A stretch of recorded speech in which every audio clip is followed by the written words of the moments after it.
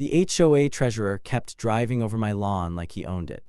So I built something completely legal that he never saw coming, and one mistake ended his entire HOA career. I never imagined that something as simple as my front lawn would turn into a full-blown war with the HOA. I had worked hard to keep that patch of grass perfect.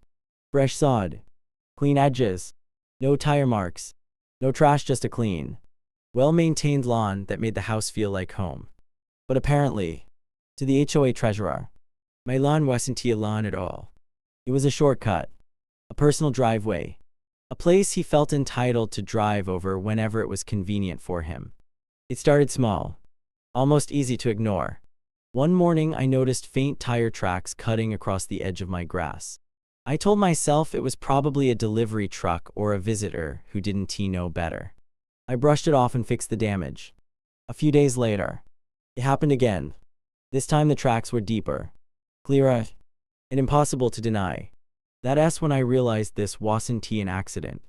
Someone was deliberately driving across my property. Then I saw him, the HOA treasurer.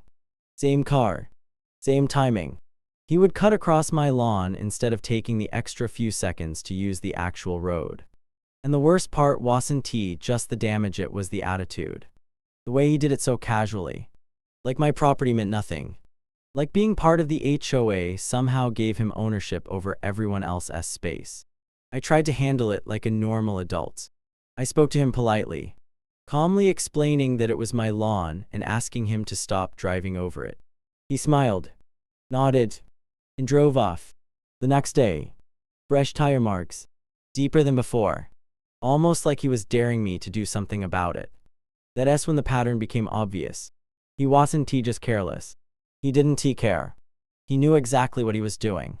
And he believed his position in the HOA made him untouchable.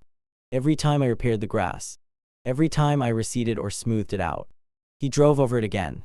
Rainy days made it worse: mud, ruts, destroyed edges, months of effort undone in seconds. What made it even more insulting was how public it felt. Neighbors saw it, cars passed by, and there I was, paying HOA fees like everyone else, following the rules, maintaining my property while an HOA official treated my lawn like a joke. It wasn't just about grass anymore. It was about respect, about boundaries, about someone in power deciding that rules applied to everyone except him. And as I stood there one afternoon staring at yet another set of fresh tire tracks, something clicked. This wasn't going to stop on its own. The HOA treasurer had made it clear. He wasn't going to change. And if I wanted my lawn and my dignity protected, I was going to have to take matters into my own hands. At that point, I still believed the system would work if I did things the right way. I gathered myself and decided to go through official channels. After all, this was exactly what the HOA was supposed to be for: resolving disputes, protecting homeowners, and enforcing rules equally. I documented everything: dates, times, photos of the tire tracks, even short video clips showing the damage getting worse week after week. I submitted a formal complaint to the HOA board, confident that once they saw the proof, the situation would finally be handled. Days passed, then weeks. Nothing happened. When I followed up, I received a short, vague email thanking me for my concern and assuring me that the issue was being reviewed. Meanwhile, the tire tracks kept coming, almost like clockwork. Every new mark felt like a message. Your complaint means nothing. It didn't take long to figure out why. The person I was complaining about wasn't just a random neighbor. He controlled the HOA's money. The treasurer, the same person who approved budgets, handled dues, and sat comfortably in a position of influence over the entire board. The more I pushed, the stranger the responses became. One board member suggested I adjust my landscaping to make the area less appealing to drive over. Another hinted that since the lawn was near a common pathway, it might fall into a gray area on my property. That's when it hit me: this wasn't incompetence. This was protection. They weren't neutral. They were circling the wagons. I sent more proof. Clear photos showing the property line, timestamp videos, a written timeline showing how often it happened. I even offered to meet in person to walk the area and show them exactly where the damage was occurring. The response? Silence. Or worse, dismissive replies that made it sound like I was the problem. Too sensitive. Overreacting. Making a big deal out of. Minor wear. Meanwhile, the treasurer didn't even try to hide it anymore. He would drive across the lawn in broad daylight, sometimes slowing down as if to make sure I saw it. The arrogance was unreal. He knew the board had his back. He knew complaints against him would never go anywhere. That sense of immunity gave him confidence, and that confidence turned into mockery. What started as a property issue had now turned into something deeper. A clear example of how power inside an HOA can be abused when accountability disappears. I was paying dues to an organization that refused to protect me. An organization that enforced rules selectively strict for some, invisible for others. And every ignored email, every brushed-off complaint, every new set of tire tracks made one thing painfully clear. If the HOA was going to protect their own instead of doing their job, then relying on them was pointless. The system was broken. And the moment I realized that, I stopped asking for permission and started thinking about solutions they couldn't ignore. By the time I reached my breaking point, it wasn't just frustration anymore, it was disbelief. I had done everything the responsible way. I documented the damage, contacted the board, followed procedures, and stayed calm far longer than most people would have. And yet, standing there one afternoon, staring at my lawn carved up like it was public property, I realized something uncomfortable. The HOA treasurer wasn't just ignoring me. He was enjoying it. I confronted him one last time. Not angry, not shouting, just firm. I told him clearly that the lawn was private property, that I had records of every incident, and that if it happened again, I would take action on my own. I expected pushback, maybe even an argument. What I didn't expect was laughter. He actually laughed. Not nervous laughter, confident laughter. The kind that comes from someone who truly believes they are untouchable. He leaned back in his car, smirked, and told me I was overreacting. Said it was just grass. Then he reminded me very casually that he was the HOA treasurer. Like that title alone should end the conversation. He said if I had a problem, I could take it up with the board, knowing full well the board had already made their choice. That moment changed everything, because in that laugh, I finally understood the truth. This wasn't a misunderstanding. It wasn't negligence. It was dominance. He believed his position gave him authority, not just over finances, but over people, over property, over consequences. And he believed I'd eventually give up, like everyone else probably had before me. That S when something inside me snapped, not into rage, but into clarity. I stopped arguing. I stopped explaining. I stopped trying to convince someone who didn't care. Instead, I started thinking about boundaries, about property lines, about what I was legally allowed to do to protect what was mine. Over the next few days, I watched closely. I noted his driving pattern, the angle of his tires, how he cut the corner every single time. It wasn't random. It was predictable. And predictability creates opportunity. I checked local codes, property laws, HOA bylaws, everything.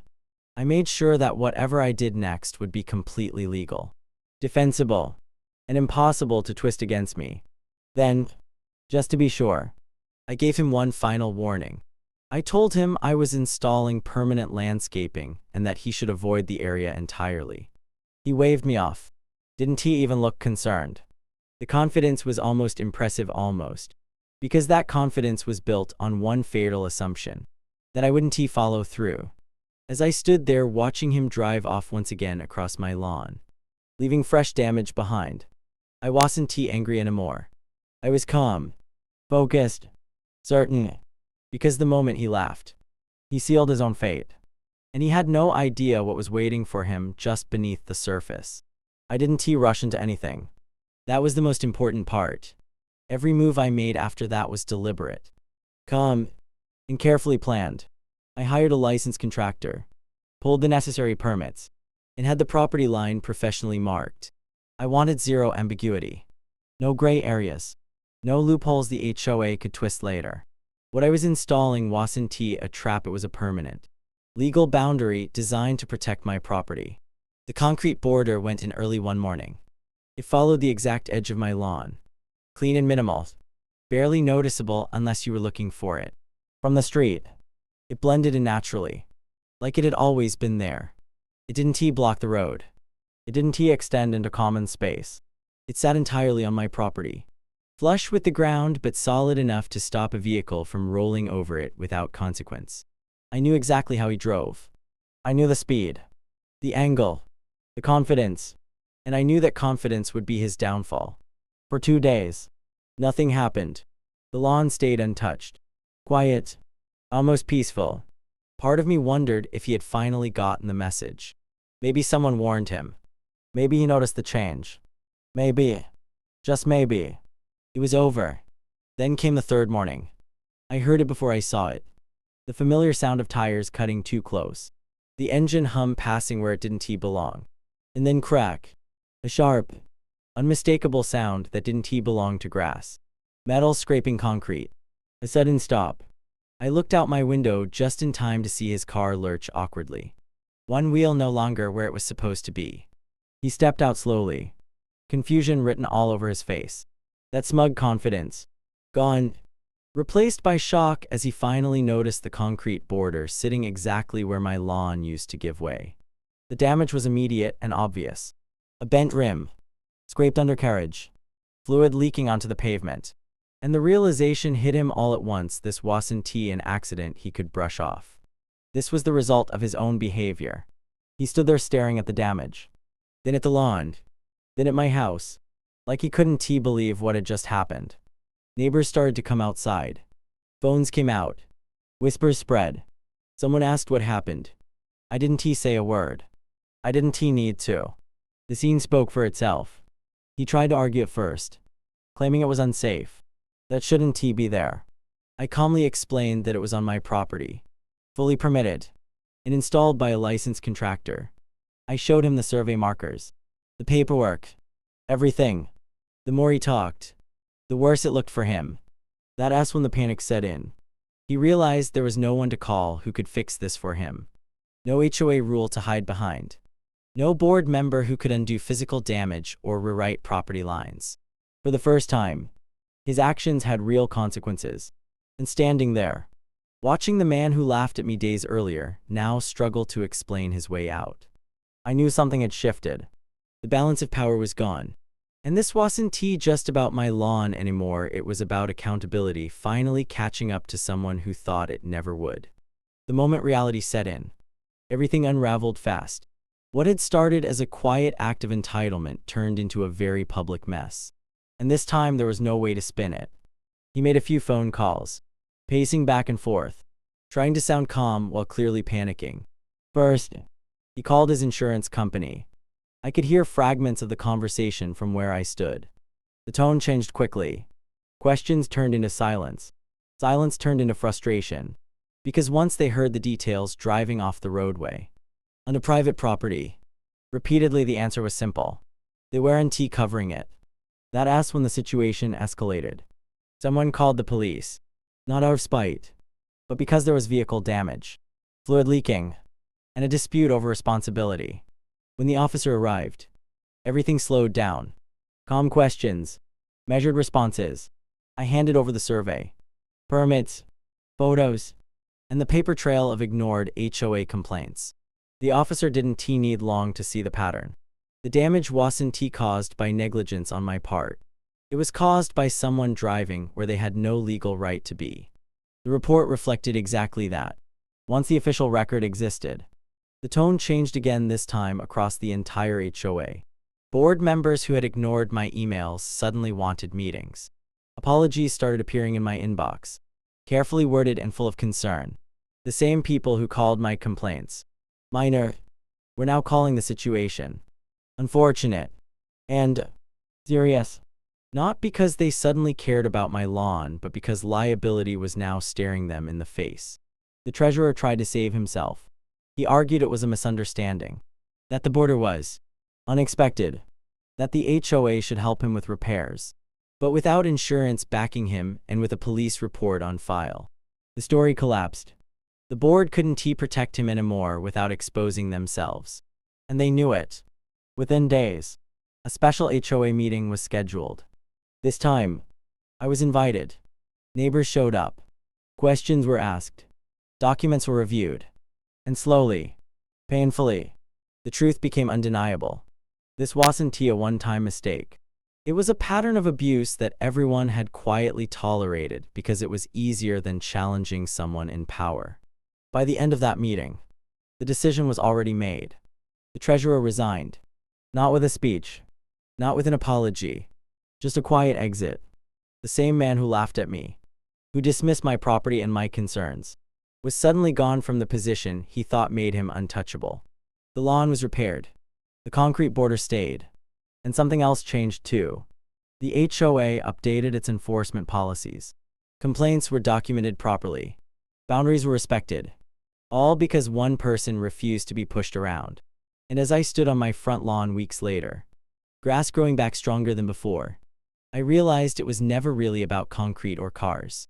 It was about standing your ground literally and legally and reminding people that power only works when no one challenges it. If you've ever dealt with an HOA nightmare, make sure you subscribe right now. This channel exposes HOA abuse, corruption, and instant karma stories every single week.